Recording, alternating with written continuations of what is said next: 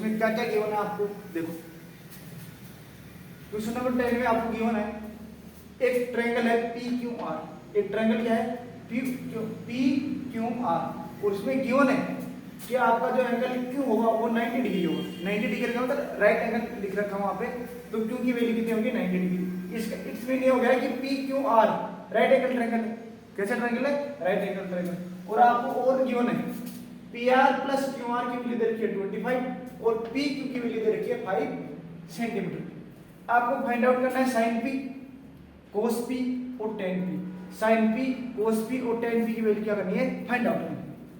तो अपने मैंने बोला ना जब भी आपको ट्रिग्नोमेट्रिक रेशियो फाइंड आउट करना हो तीन चीजें होनी चाहिए आपके पास। हाइपोटेनस होना चाहिए आपके पास, परपेंडिकुलर होना चाहिए आपके पास और बेस होना चाहिए। तो इन तीन की वैल्यू निकालने के लिए अपन हमेशा किसका यूज करते हैं? पाइथागोरस थ्योरम का यूज करते हैं। किसका यूज करते हैं? पाइथागोरस थ्योरम का। लेकिन यह है क्या कि अपने एक ट्रायंगल बना लिया पी क्यू आर और क्यू पे हमेशा कितना डिग्री होगा? 90 डिग्री। ये आपको क्वेश्चन में क्यों नहीं, क्यू कितना डिग्री दे रखा है आपको? 90 डिग्री। तो क्यू की वैल्यू कितनी होगी? 90 डिग्री। तो पी और आर आप जहां आपकी इच्छा करें वहां, जहां आपका मन करे वहां रखो। अब इसने बोला है पी क्यू 5 सेंटीमीटर, तो आपने लिख दिया पी क्यू कितना है 5 सेंटीमीटर। और बोला इसने P R plus Q R, P R plus Q R यानी ये साइड और ये साइड, इन दोनों साइड का सम दे रखा आपको 25। लेकिन अपने को सम नहीं चाहिए, अलग अलग वैल्यू चाहिए इसकी। तो इसके लिए मैंने क्या किया कि पी आर को कितना ले लिया आपने? x centimetre. तो अपने कर लिया कि let Q R equal to x centimetre. तो अपने पास जो क्यू आर था मैंने उसको मान लिया x सेंटीमीटर है और क्यों ना आपको P R plus Q R 25 centimetre. तो पी आर की जगह पी आर और क्यू आर की जगह अपने जो अभी लेट किया है x सेंटीमीटर वो रख दिया। x प्लस में इक्वल टू इधर जाएगा तो हो जाएगा माइनस में। किस में हो जाएगा? माइनस में। तो आपके पास पी आर की वैल्यू आ गई 25 माइनस x सेंटीमीटर। तो मैंने यहां लिख दी पी आर की वैल्यू राइट डाउन हो गई 25 माइनस x सेंटीमीटर। अब अपने पास ट्रायंगल पी क्यू आर की तीन साइड आ गई, 1 2 3 और इसमें अपने को x निकालना। क्या निकालना है? x।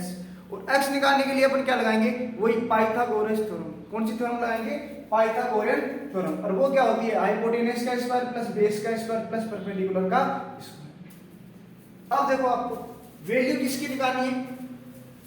Sign P cos P ten P. Angle हमेशा कौन सा है? P। यानी आपको एंगल कौन सा लेना है? इसमें P लेना। तो अपन ने एंगल कौन सा ले लिया? P। ये आपके पास एंगल। तो एंगल के अपोजिट साइड कौन सी होती है?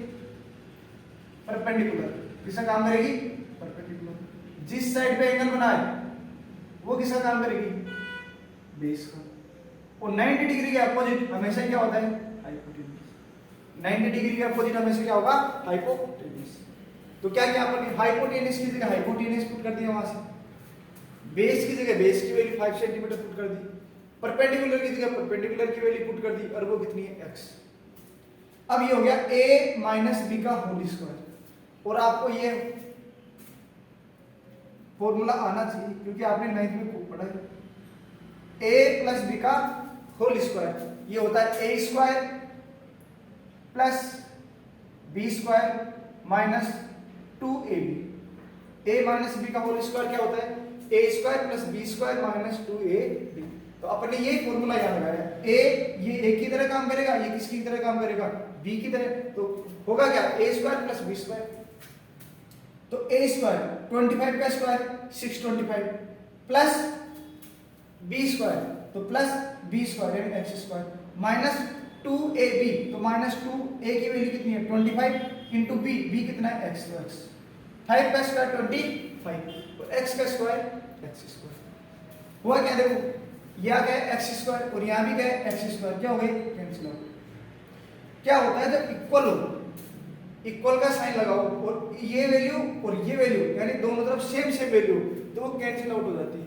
क्यों होती है? उसका रीजन देखो। ये स्क्वायर है प्लस का, ये भी क्या है? प्लस का। अगर मैं इस x स्क्वायर को इक्वल टू के इधर लेके जाऊं तो ये प्लस में इधर जाके किस में जाएगा? माइनस में। तो यहाँ प्लस एक्स स्क्वायर या माइनस एक्स स्क्वायर क्या हो जाएगा, कैंसिल होगा। तो मैंने पहले ही को कट कर दिया। 625 का 625। अब क्या करना है, 25 टू जा 50, 25 टू जा 50 का 50, x साथ में है तो हमने x लगा दिया। इस साइड क्या बच गया 25। अब अपने को x की वैल्यू निकालनी है तो एक साइड लेके जाओ, ये माइनस का 50 था इक्वल टू के इधर जाएगा तो किसमें आ गया प्लस का 50, ये प्लस का 25 है, इसको इधर लेके आएंगे तो माइनस का 25, तो 625 माइनस 25 इक्वल टू कितना आ गया 50x। अब इससे आगे देखो,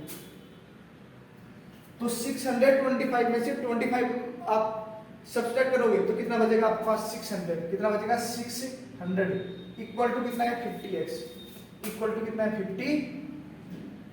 अब 50 मल्टीप्लाई में है, इक्वल टू इधर आएगा तो किसमें हो जाएगा डिवाइड, तो 600 अपॉन 50, 0 से 0, 60 में 5 का डिवाइड करोगे तो कितना आएगा 12, 12 5 जा 60, तो x की वैल्यू कितनी आ गई 12, x की वैल्यू आपके पास कितनी आ गई 12।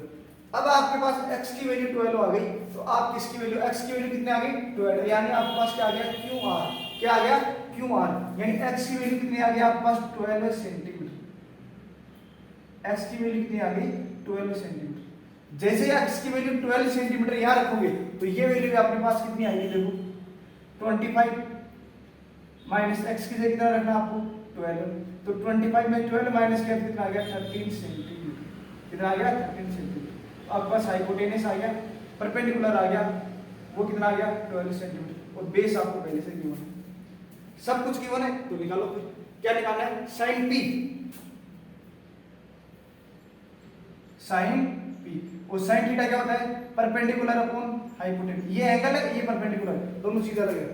साइन p क्या होता है परपेंडिकुलर अपॉन हाइपोटेनस, परपेंडिकुलर कितना गिवन है आपको 12 है तो 12 अपॉन हाइपोटेनस 13 तो 13, ये किसका आंसर आ गया साइन p की वैल्यू आ गई 12 अपॉन 13, सेंटीमीटर से सेंटीमीटर कैंसिल आउट हो जाएगा। cos p, cos p और cos थीटा क्या होता है base upon hypotenuse, base upon hypotenuse, base कितना है 5, हाइपोटेनस कितना है 13, तो 5 अपॉन 13, ये cos p की वैल्यू आ गई। अब क्या चाहिए आपको tan p, तो tan p और tan थीटा क्या होता है perpendicular upon base, tan theta क्या होता है परपेंडिकुलर अपॉन बेस, परपेंडिकुलर कितना है 12 अपॉन बेस कितना है 5, तो ये किसकी वैल्यू आ गई tan p की वैल्यू, तो sin p cos p और tan p की वैल्यू आपके सामने। तो देखो इसमें था कुछ नहीं, बस इतना सा दे रखा था, ये 5 दे रखी थी, PR और QR का समीकरण था, उसने अपन एक को x मान लिया तो सेकंड वाले की 25 माइनस x क्या लगा दी पाइथागोरस थ्योरम लगा दी, वहां से आपकी वैल्यू आ गई x की, इसकी वैल्यू आ गई x की। जैसे आपने x की वैल्यू यहां रखी परपेंडिकुलर की वैल्यू आ गई, इसमें x की वैल्यू पुट करोगे हाइपोटेनस की वैल्यू आ गई, बेस है परपेंडिकुलर है हाइपोटेनस है पुट कर दिया, क्या गया आंसर। ये था आपका नंबर क्वेश्चन नंबर 10। तो देखो ये एक्सरसाइज हुई कंप्लीट। अब इसका एक क्वेश्चन बच गया 11, क्वेश्चन नंबर 11, वो अभी अपन करते हैं क्वेश्चन नंबर 11। उसमें क्या है ट्रू फॉल्स है, लेकिन उसमें बोला है उसका जस्टिफिकेशन भी देना, यानी आपको रीजन बताना है कि वो फॉल्स है तो फॉल्स क्यों है, ट्रू है तो ट्रू क्यों है। तो उसका सॉल्यूशन अभी ये क्वेश्चन नंबर 10 है और अगला सॉल्यूशन क्या आएगा क्वेश्चन नंबर 11। इसके बाद में अपनी एक्सरसाइज 8.1 क्या हो जाएगी कंप्लीट।